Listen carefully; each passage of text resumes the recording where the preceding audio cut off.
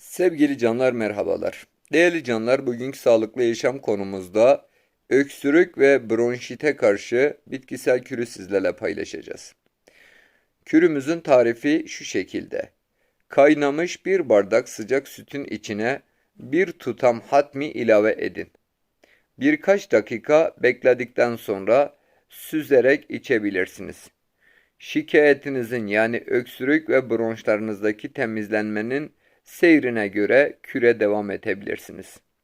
Değerli canlar, Rabbim sağlık afiyet versin. Videoyu beğendiyseniz paylaşarak destek olabilirsiniz. Bir başka sağlıklı yaşam konusunda buluşana dek hoşça kalın.